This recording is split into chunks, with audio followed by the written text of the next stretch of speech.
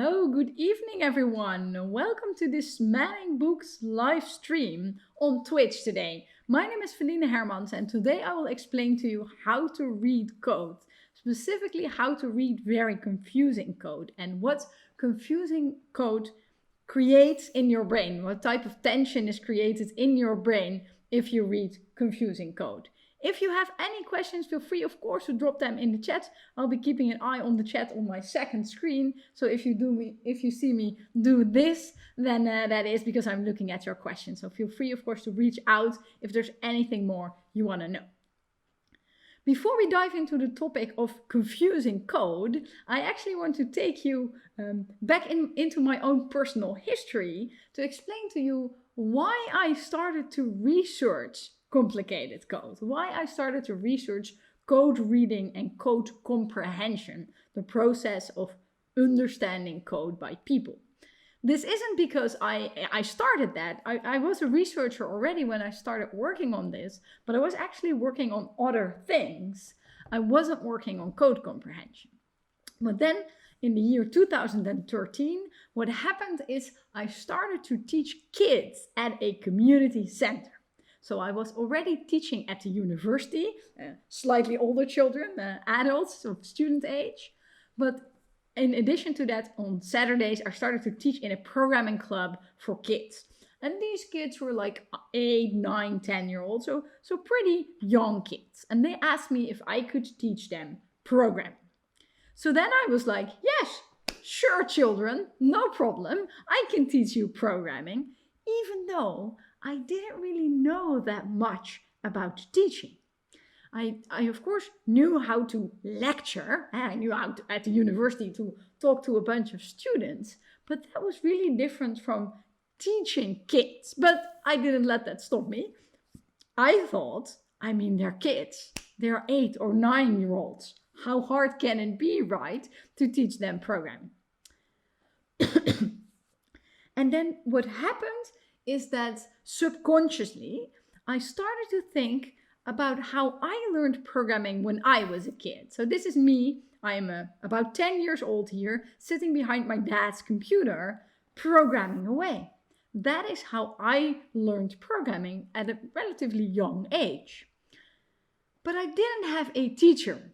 There was no one teaching me programming. I mainly learned programming from books.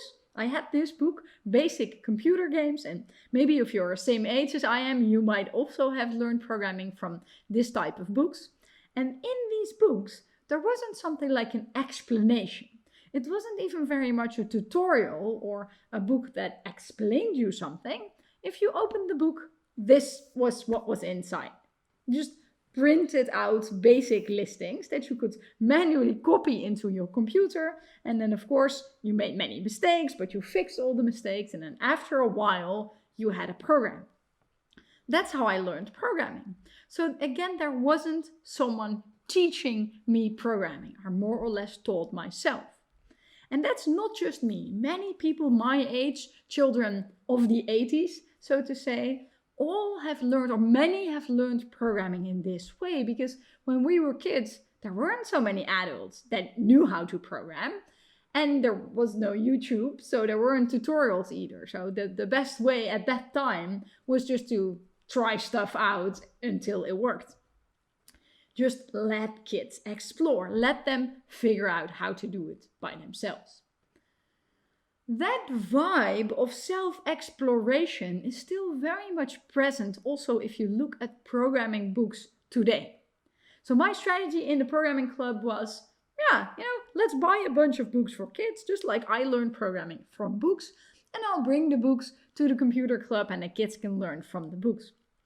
In those books, you can clearly see that they are written by people that share my experience, that grew up teaching themselves programming to a certain extent. I have a few images from books here. The images will be in Dutch, but there's always an English translation underneath if you're not so fluent in Dutch, which I could understand. So what do coding for kids books say? For example, the best part of programming is finding mistakes. Which is like a weird thing to say, right? The best part of programming is finding mistakes? I don't think so. I love programming, but the best part is finding mistakes. I mean, half of the time, I'm the person that puts in the mistakes. I don't really like finding mistakes. Maybe fixing mistakes, but finding mistakes? Yeah, it's not really my favorite.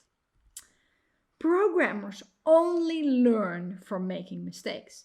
That's also very much this perspective of, oh, I figured it out, I tried a bit, and then, well, there was a mistake, and then I tried a bit more. But of course, there are other things that can result from mistakes apart from learning. Some kids, if they make many mistakes, maybe they're just like, table flip. I don't care anymore. There are so many mistakes. I don't see a way out. I don't think I actually like this as a hobby. So this is clear survivorship bias. People that made many mistakes and learned from them, they are now programmers writing these books. Whereas people that made many mistakes and they thought, wow, this is super hard, they didn't grow up to become programmers that later became programming for kids authors. You will fail often and it will be frustrating. Beware, children. This is also special, right? Of course, it is true. Of course, if you learn programming, if you learn anything, you will fail often and it will be frustrating. But why do we tell kids this, right? Compare this to a book about learning to play soccer, for example. This will have nice pictures of famous soccer players, and probably it will say something like, well, soccer, maybe it's hard, but if you practice a lot, you too can be a professional soccer player. Certainly it will not say soccer is hard and it will be frustrating. It will actually encourage trying, but it will not stress the difficulty. This is a very programming specific thing to say, where as a community, we sort of like that it's hard, right? We like that our profession is difficult and that it isn't for everyone, maybe. Here's another one. Never be afraid to mess around and experiment. Break the rules. So I think, breaking the rules is pretty good, solid life advice. I like to break the rules now and then, but breaking the rules in programming, does that make sense as an advice? This book, Computer Coding for Kids, is about a programming language called Python that I guess many of people that are viewing today are familiar with. So Python, like most programming languages, has a bunch of rules that you cannot break. This is a page in the same book. So this says a colon goes there, a quotation mark goes there, a rectangular bracket goes there. Not a round bracket, not a curly bracket. No, it has to be a rectangular bracket. Those are rules you cannot break. So this advice about rule breaking is very much the perspective of someone that has already ascended to expert level. Someone that has already broken what we call the syntax barrier. Someone that can see through syntax and that is no longer bothered by small mistakes. But of course, if you're a beginner, what is the difference between a round bracket and a rectangular bracket? And why is that a rule I cannot break? What rules should I break? This also is advice that very much fits the survivor bias of someone who is now an expert projecting on children. And most importantly, it's fun. Most importantly. So notice what this doesn't say, right? It doesn't say programming is a really good career and it can easily make you a solid living. Or programming is a means of expression. It's a very creative thing to do and you can build whatever you want. No, none of that. The most important thing is that it's fun, which again is a perspective of someone who has enjoyed learning. And especially the combination with this is hard and this is frustrating, but also you have to like it. And also there are magic rules you cannot break, but break a few other rules. It's all not very helpful as advice. As a community, we are projecting sort of weird things on kids that want to learn programming.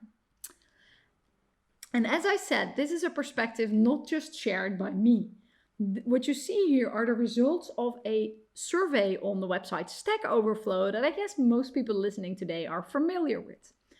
This survey was done among 90,000 programmers, so a pretty solid sample of programmers in the workforce today. And what you can see here is that 85% of programmers in the workforce today learned programming before the age of 19. So before they were in university, before they were adults. And a big part of that 85% will to a certain extent be self-taught learners, because many countries don't really have programming at the high school or middle school level. So a big chunk of people in the workforce today also learned programming alone by themselves, to a certain extent being self-taught. And this leads to a culture in which people that teach programming very often let kids explore. That's very much how I started to teach when I started to teach programming to kids. Just let them explore. Here's a bunch of books. I turn on the computers. If you make a mistake, the computer will tell you. Basically, the teaching philosophy that I had there, and that many people have, is the compiler is the teacher. If you make a mistake, you get an error message. It tells you what to do. A teacher might not be all that necessary.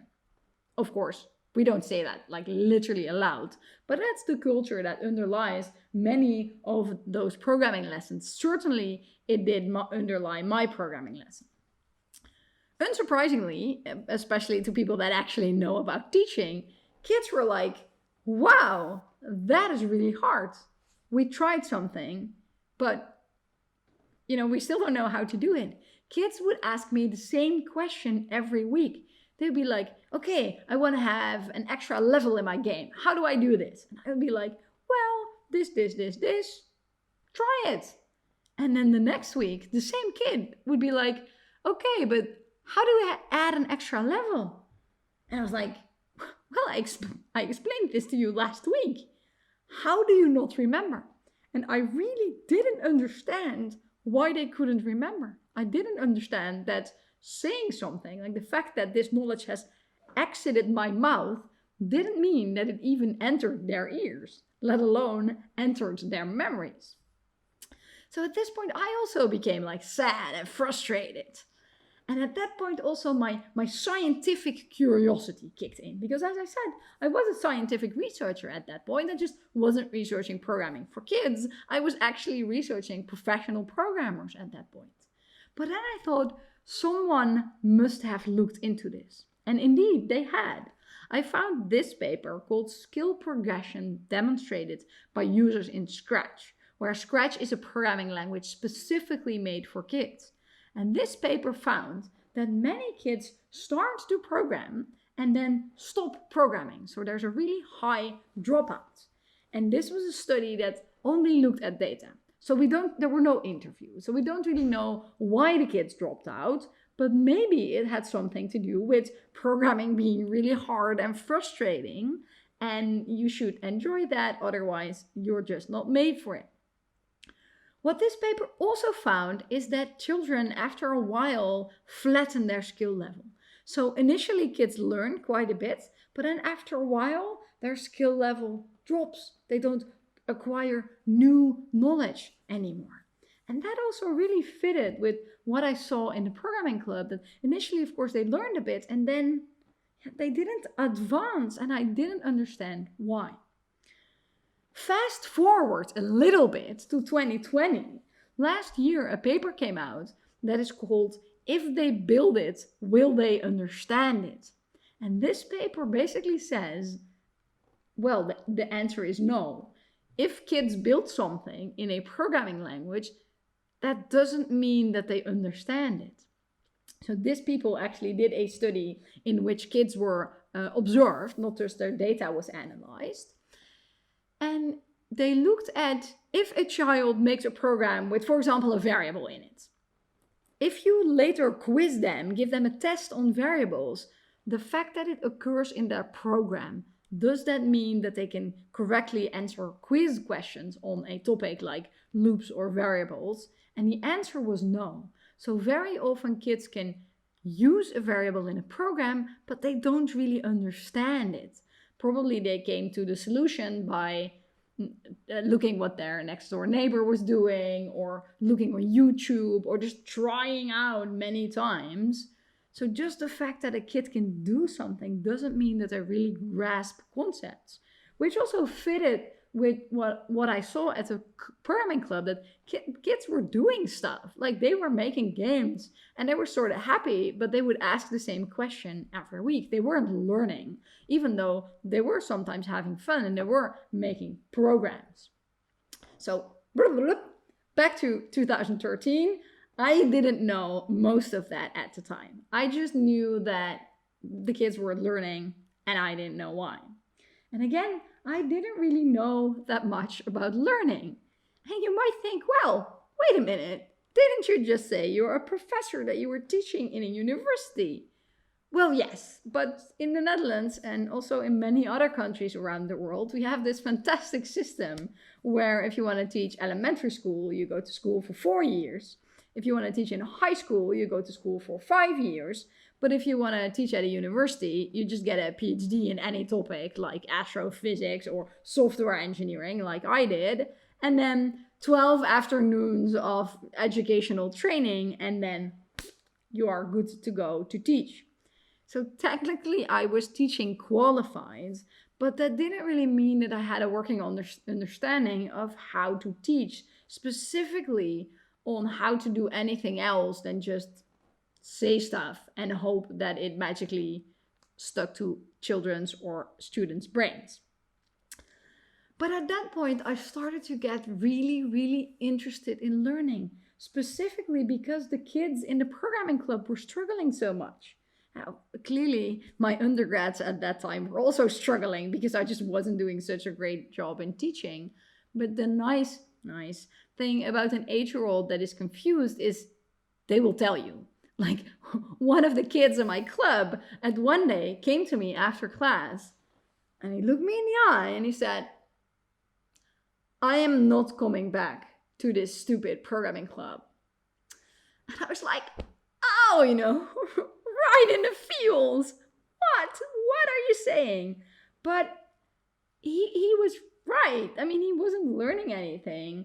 But that really hurt, not just because it hurt, but also because I thought to myself, if I can get an 8-year-old that voluntarily comes to a community center on Saturday to learn programming, this is on me. Like, it's not because he's not motivated, he isn't willing to put in the work, he's showing up and I am failing him. So then I was like, man, I have to get better at this. So that brought me to start to research how people learn. How do people learn anything? Like, I had no clue. So I started to really deep dive into how people learn things, and specifically how people acquire languages, how people acquire their first natural language. So one of the things I read, which I can really recommend if you want to read about how people learn to read, is the Oxford Handbook of Reading, which it does stretch the definition of a handbook a bit. It is like 600 pages, but it has so much information about how kids learn their first natural language. And the first thing I learned from this book is we never teach reading code. We never teach how to read code. This just isn't a thing that comes up. Not in universities, not in programming clubs for kids, not in boot camps for adults that want to go into coding. It's just not a thing we explain. Like, I had kids in class that were like, hey teacher, I made this program in Scratch last week, but I don't really remember like how it works. Can you help me? What does this do? And then I would be like, well, child, what do you think it does? And this was very much this culture of never be afraid to mess around and experiment. I almost literally said to the kid, well, kid, don't be afraid to mess around and experiment. Just try it out. But I didn't in any way help them to read the program. And if you compare that to reading natural language, if your kid goes to school, we don't say, hey, children in grade 1, here's the alphabet. Now here's a book. No, they practice all the time. It's like cat, book. We teach them strategies as well. We teach them strategies for how to read words. In the Netherlands, when we teach this, usually we use this motion. So kids are taught with every letter to use this motion and then to glue the letters together. We teach them tricks that help them read. But then for this program, how would you even read this? So this is Scratch, a visual language, and all these scripts are ran in parallel. And it's event-based, so maybe if you can read, depending on your screen, if you can read what the code says, they're events. So when up arrow is pressed, when I receive a certain message, when down arrow is pressed, and when I receive another message. So all these scripts are sort of running at the same time in something like a game loop, and when an event happens, they are turned on, so to say.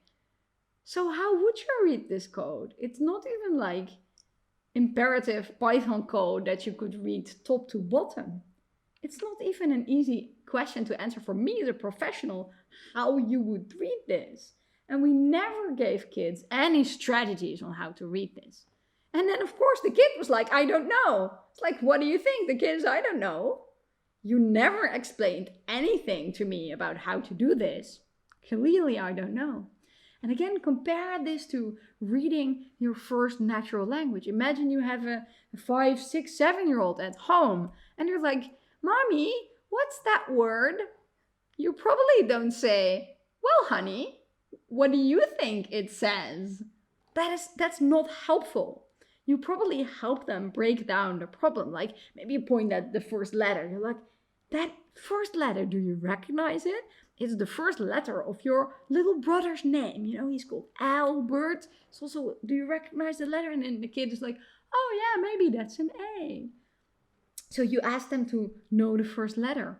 Or maybe you look at clues in the vicinity. Where does it say apple? Maybe you're in the supermarket and it's next to the apples. So you can also teach them, hey, maybe you want to look at the context. What could this mean based on what you see? But you would help them figure it out. You wouldn't just say, oh, what's that? But then the kid might say, cat, dinosaur, I have no clue. And this isn't just teaching in school. So you might think, well, now you're comparing programming, very often done outside of school, with things we teach in schools, like reading. But it isn't just reading. It's also music, for example. If your kid wants to play a musical instrument, the teacher also doesn't say, well, here's a guitar. Just try whatever works for you. Oh, do you want to learn tennis? Well, here's a tennis racket and 2 balls. Just make up some rules. For all of those things, we break up the problem in small steps and we practice the small steps. In tennis, you might want to practice the backhand and the forehand and the service. And in guitar playing, you might want to play the note C 100 times until you get your fingers correctly. And only then you move on. So from all these perspectives, both inside of schools and outside of schools, practicing small skills is the key to getting better. And then we never practiced the skill of reading code. That was weird. When I started to dive into reading, I didn't understand why we don't teach that explicitly. And this really isn't exclusively an issue to children. I'm still also teaching undergrads, and I have had 2nd or 3rd year students that needed to read a piece of Python that they handed in, or that one of their teammates handed in. It's like, okay, what does this code do? Where is the error? They would literally start at the top of the file and just read all the lines. And then at first I'd be like, that is not very smart. Why would you do that? Why wouldn't you just follow the call stack? But then I realized I had never taught them to follow the call stack. I don't remember how I picked up that was a good strategy, but no one told me to do that. So clearly there's a bunch of people that can learn it on their own, but there's so many more people that could also learn it if we would just tell them. So we don't teach reading code. And that's really something that now I'm working on. Of course, now that I'm teaching children and undergrads in the proper way, certainly now I'm teaching them how to read code. That's actually what we will be talking about a little bit later on in this stream as well. What I also found from studying what people do in other fields is that not just we don't teach reading as teachers, but also as professionals, we never practice reading. If you want to be a good guitar player, you don't stop to practice small things after you had guitar lessons.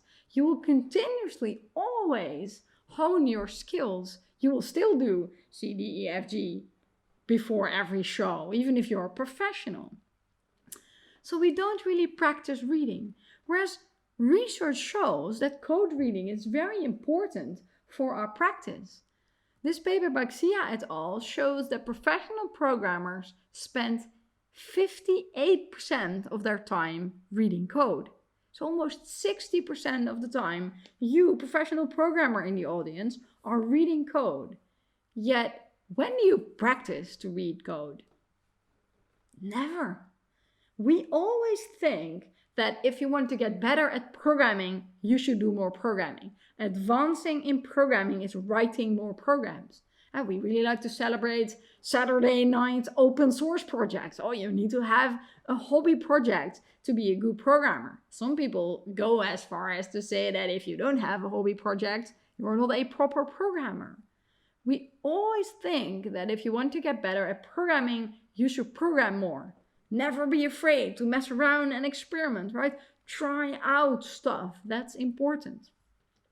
Maybe recently, 2 months back, it was December, people were participating in Advent of Code, which is fun. Like, I love Advent of Code, but it does show that we do see getting better at writing more. It wasn't an Advent of reading code. It wasn't like, oh, every day of December we will give you a code snippet and you just have to figure out what it says. No, it is here's a prompt and you write code, which is much of how I spent my undergrad days was here's a problem, like reverse a linked list and write code, and how I told as well, and I think how many people were told, very much with a focus on writing code as a means to get better at programming.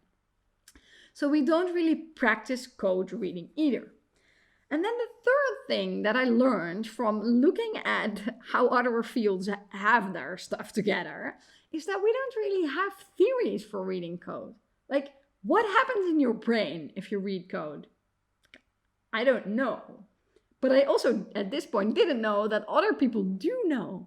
But fields like natural language actually have a pretty solid understanding of how your brain processes text, processes words. I was like, wow, that's so cool. I didn't know you could even know that. So that's what I want to talk about in like the rest of the half hour we have today is what happens in your brain when you read code? And what do we already know from what happens in your brain when you read text that we can use? We don't have to reinvent the wheel. People know this, and we can just use what natural language already knows. So what do we know about code reading or about reading language? When information enters your brain, it first enters the short-term memory that I guess you have heard of. So firstly, information is stored in your short-term memory for a brief period of time. You can think a bit of this as your brain's RAM. Information can be stored there briefly, and it's a lot smaller than long-term storage. And this has been known for a pretty long time already. So George Miller in the 1950s already said that your short-term memory is really small. It can only hold between 5 and 9 elements. So it's really, really tiny.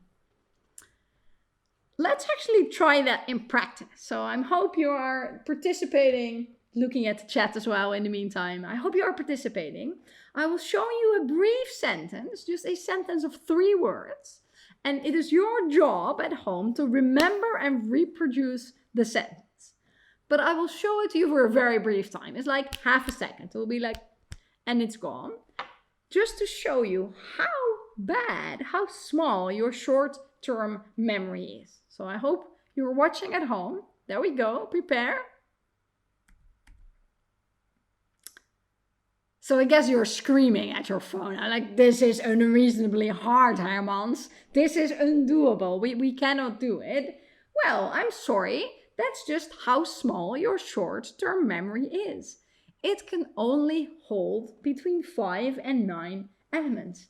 Actually, newer research even suggests it might be smaller. It might be between 2 and 6 elements. In any case, it is really, really small. So now you might wonder, well, if our short-term memory is so small, how do we do anything? Like, how is it possible that I can speak in a language that isn't even my first language and also wave my hands and also occasionally look at the chat messages?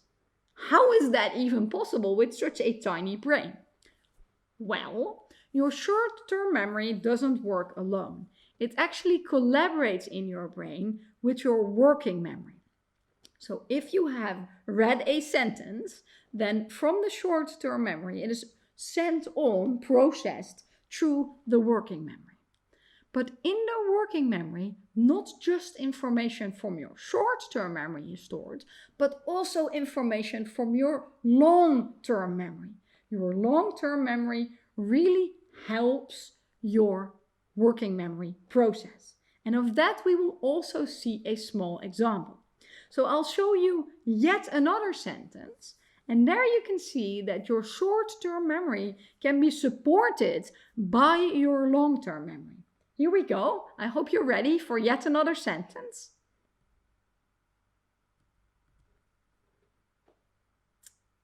So that felt doable, I guess, right? It was still hard. I know it was still quite hard, but at least now you could make sense of what was there. Probably you could understand a few letters. Not because it was substantially, like inherently easier, but those letters are things you've practiced. So often you've looked at letters that you can very quickly recognize and remember them. And I will show you even how your long-term memory can support your short-term memory so that you can remember a sentence, something that seemed undoable just a few minutes ago, suddenly turns out to be relatively easy if your long-term memory helps you. So I'll show you a third sentence, and I am sure everyone can do it. If you just don't blink and don't miss the sentence, you can remember this 100%. Here we go. So that was easy, right? Even though it was the exact same length of the first sentence and the second sentence. But what happens here is you can quickly understand this. Remember this. Why? Because you're not remembering half a circle and a circle with a comma attached to it and a Catholic cross and a long stripe and a tiny circle. You're not remembering like that. You can immediately recognize the letters because you've seen them so often. And then not only are you recognizing the letters, you are recognizing words.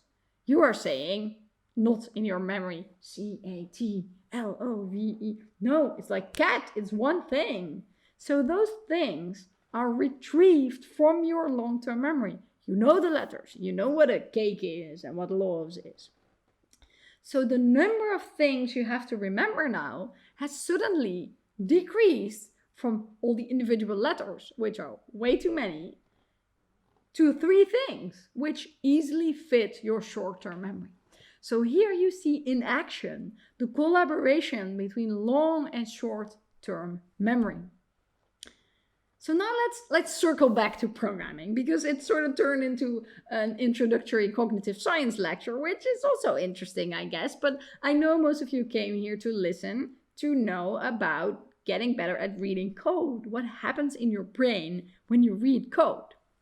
So let's look at 3 different programs, because with the different forms of memory, short-term memory, long-term memory, and working memory, come different processes related to code, different reasons why code can be confusing.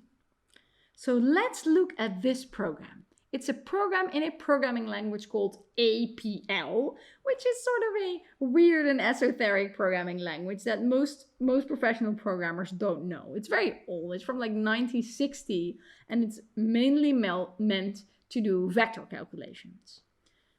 So I'm just going to assume that this program to you is confusing, because the program is 22222TN.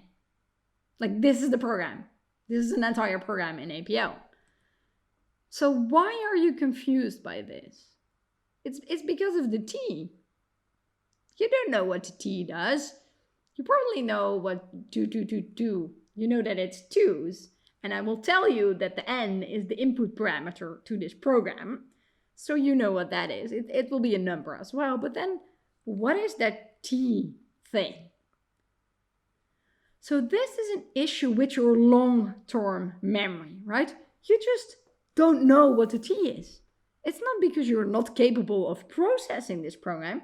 You just don't know what the thing is. No one ever told you what it is. So you have a long-term memory issue.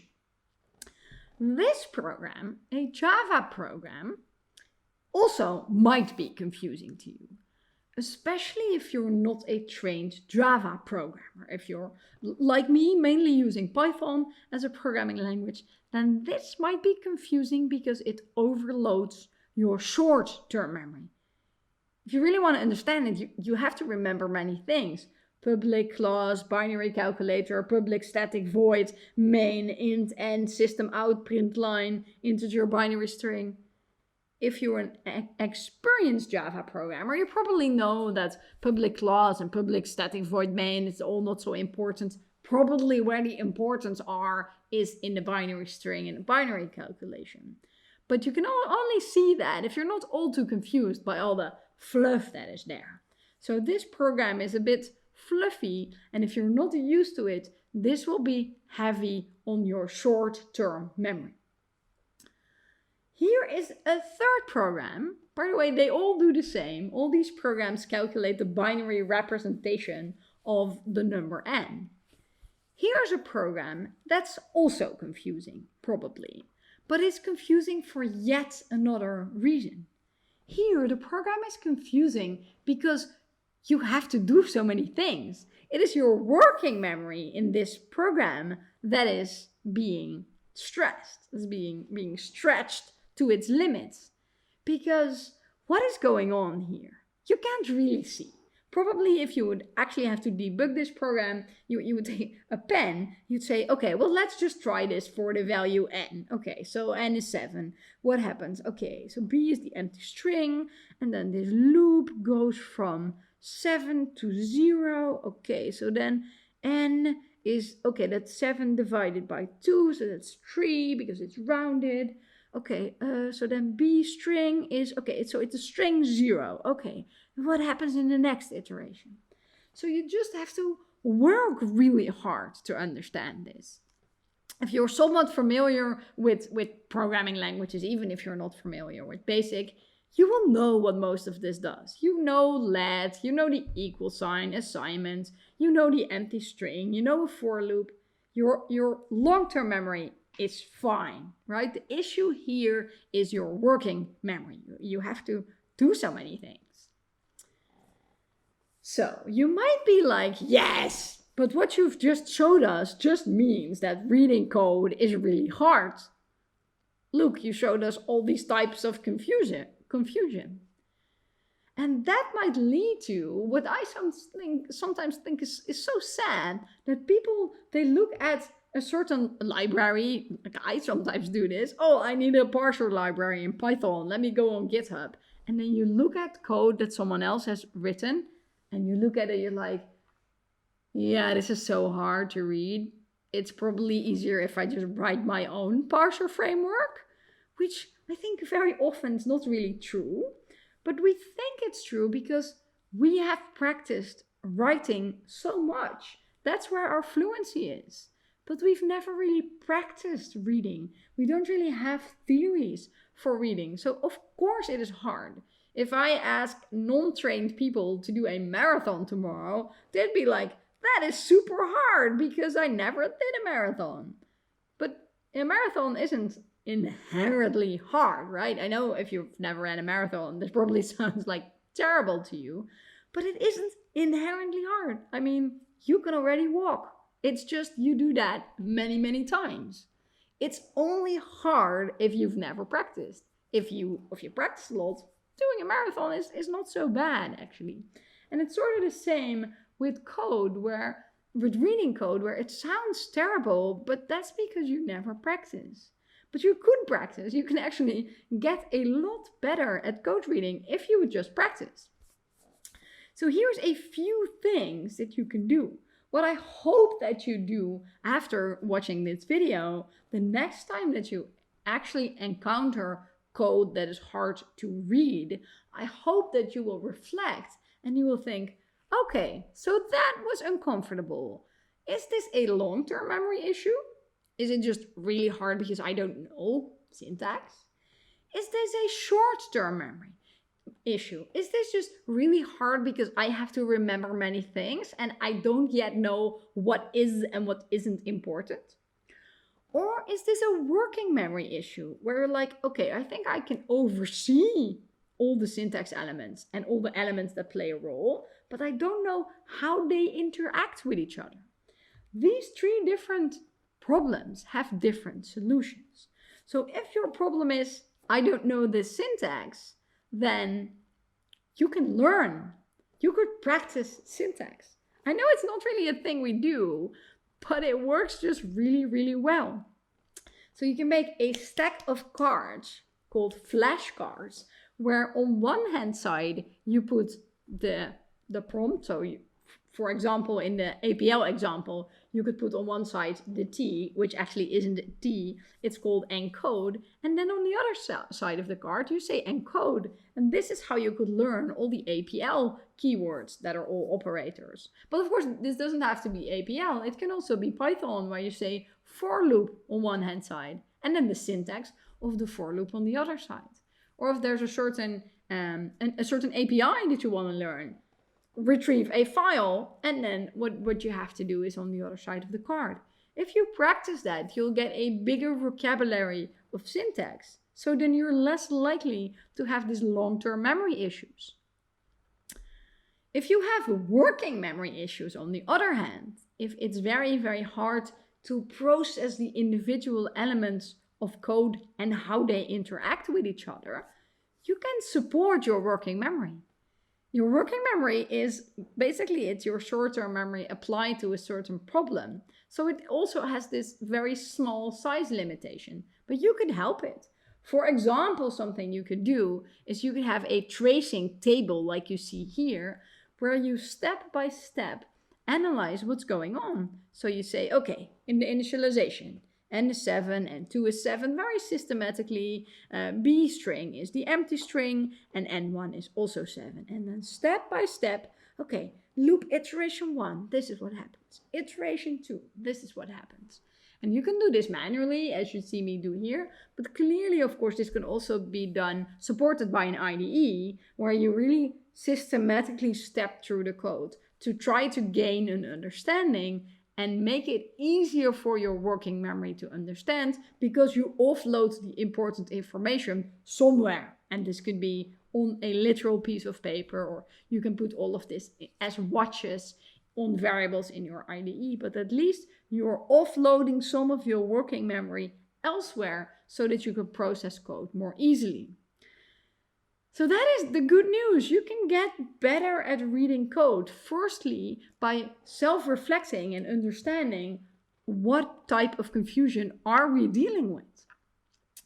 What you can also do as a really, really nice technique to remember code is, to diagnose code reading skills is to remember code. So if I show this code to you for a little bit, just well, maybe not half a second as I did with the sentences, but 3 minutes, for example. And then I take the code away. And now I would ask you, reproduce that code as best as you can. If you do that, you'll get a really nice insight into what you know. Because Some of these parts, like the highlighted parts here, come from your long-term memory. Probably public class, public static void main. You didn't really remember that. You just remembered define a class and define a main method. And then later on, you use your long-term memory to reproduce the exact syntax because you already know it. Whereas some things in this program, highlighted here in green, come from your short-term memory. Remembering that this was insert and sort, remembering that this variable was called array and the values in it were 45 and 12, etc. That is all coming from your short-term memory, and then it comes together. And actually at this time, little marketing for my research, we are exploring this. So if you're just interested in helping science figure it out, you can go to feline.com/test, where we have a little memory exercise in Java for you. You don't have to do this right now, by the way, because the URL will also be at the end of the presentation. So you don't have to leave the stream and go straight there. You can do this later on as well. What you can also do as a great aid in getting better at reading code is to force yourself to summarize code. For example, look at code for 10 minutes. Just a number, depends a bit on the size as well, of course. And then force yourself to write down, what was the goal of this course? Of this code? What are the most important lines here? What were the decisions that were made? What were the relevant concepts here? What are the things that really play a role? Both the domain concepts and also the programming concepts. And you might recognize this as an exercise if you have kids in high school, or if you well remember your high school days. You might recognize this as an exercise that is commonly given in natural language class, in English class. Kids would read newspaper articles all the time in high school and would be asked the exact same thing. Hey, here's a newspaper article, summarize this in 3 lines. This is like always on the SATs in the Netherlands, there is a question where you have to summarize text in a few lines. Because we know those are strategies that help you read natural language. Being able to quickly summarize something. Being able to quickly find what are the 5 most important lines of code here. And that's not something you just magically pick up. Those are skills you can also train. So if you want to get better at coding, in addition to understanding like why is this confusing, deliberately practicing reading code, for example by summarizing, is a really good technique. So if you want to know more about this, I just gave you like the taster of how knowing your brain's architecture can help you to become a better code reader and thus a better programmer. Definitely you want to check out my book, The Programmer's Brain on Manning. And you're in luck because tomorrow the book will be the deal of the day. So definitely be sure to follow me on Twitter. I'm @Feline. Of course, follow Manning on Twitter as well. So you can get a discount if you buy the book tomorrow. And I think there's also some chat messages here by Manning that will also link to where you can buy the book. What you can also do as an alternative or an addition is start a code reading club. So many professionals that I've worked with over the last year and a bit have started to gain an interest in getting better at code reading. And there are ways that you can practice this as a group, and we started to call that a code reading club, where weekly or monthly you just get together with a few colleagues, you take a piece of code from GitHub or from your own repo, doesn't really matter, and you just practice to systematically read a piece of code. It is a bit like a book club, where you all read the same book and then you chat about it. It is really like a book club, but then it's about code and you pick the code together. We found that is really a really great way to practice this skill of coding, of code reading, but also just a nice way to hang out with colleagues because, it's COVID time, so there's not a lot of social stuff going on. But this is also a nice way to interact with colleagues that isn't really about work. It is sort of enjoyable, but also it's very useful. We have a link also at the end of the talk. So that's it. That's everything I wanted to share with you today. Of course, there's still room for questions. So if you want to ask me anything, please put your questions in the chat. Before we go to answering the questions in the chat, let me summarize my entire talk in like 2 minutes, because I know I talk a bit quickly. I try to make it better, but it's just how I talk. I'm sorry. So to compensate, I have a little summary for you. So in summary, I have talked about how to read code. My name is Felina. I'm at Felina on Twitter if you want to follow me. Programming comes from a culture in which we very much think that by programming, you get better at programming. And that sort of programming is the only way to get better at programming. That culture is very visible also from the way we teach children. But research has shown that just by programming, you don't necessarily really understand what you're doing. Some kids might, but definitely not all kids will.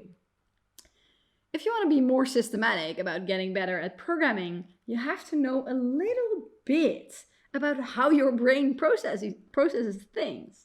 And what you saw in the little experiment that we did with the 3 sentences is that what your long-term memory knows really helps how quickly you can process something. If you are looking at things you've never seen before, like APL or that weird alphabet that I invented, it's very hard to even process something. Whereas if you recognize some of the elements, it gets spectacularly easy. These different forms of memory create different forms of confusion. If you don't know a lot of syntax, you might want to practice syntax deliberately. If your working memory is overloaded by complex code, you might want to support your working memory by offloading some of your thinking to paper or to your IDE. There are many techniques from reading that you could use. For example, summarizing code is a very effective way to just deliberately practice reading. Like, as I said, in music, we practice notes. Like in tennis, you practice your backhand and your forehand. Practicing those small skills, this is not rocket science. Like, everyone does this. Math and language and sports and music. It's just time that programming also starts to do that. Remembering code is also a really great way to practice and also diagnose your own skill. Because as you've also seen with the 3 examples, the more you remember, the more you already know. So as a way of diagnosing what you already know, remembering code can be really helpful. So that's the end. I will look at the chat after I finish these final slides. Again, my name is Felina Hermans. I'm on Twitter at Felina. If you want to check out my website's very easy, just my first name, felina.com. If you want to know more about the book that has chapters and chapters of more and deeper explanation about how your cognitive architecture works and how that matters for programming, whole chapters on picking the best variable names for comprehension, on refactoring your code so that it's easier to read, all of that, felina.com/book, that will bring you to the Manning page where you can buy the ebook straight away and start reading straight away, or pre-order the print book that is coming out in spring 2021. If you're interested in listening to me and you really like listening to me so far, then you can listen to me a bit more for free. I'm also one of the hosts of Software Engineering Radio, one of the biggest software engineering podcasts on the web. We are on Spotify and iTunes in an interview format where me and other hosts interview famous software engineers, and every week a show comes out. If you want to help our research, if you go to felina.com/test, you can participate in a little test. It only takes you like a few minutes to remember code and reproduce Java code, and it will really help support my research. So if that's what you want to contribute to, we'd be really happy if you would be interested in doing that. If you want to know more about starting a code club, we have free resources, felina.com/club. It's all free. You don't have to buy anything. You can just get started with a starting package of exercises that we put on GitHub. So that's everything I wanted to share with you today. Let's just look at if there are questions in the chat. Awesome. People say, oh, Code Reading Club is such a good idea. I never thought about it. That's no problem. You can think about it now and start straight away. If you just find a few colleagues, like 2 or 3 colleagues, can already found a club together. And I promise you, it will really, really be helpful and be a fun way also to interact with your colleagues. Cool. Well, thanks people also that are saying in the chat that they will check out the book. Of course, I'm really happy. You can start reading for free just to check out if you like the book before you buy it. And again, all my contact information is on the slide. So if you want to ask me questions, if you want to reach out to me, feel free to do so on Twitter or over email. My contact information on email is also on my website.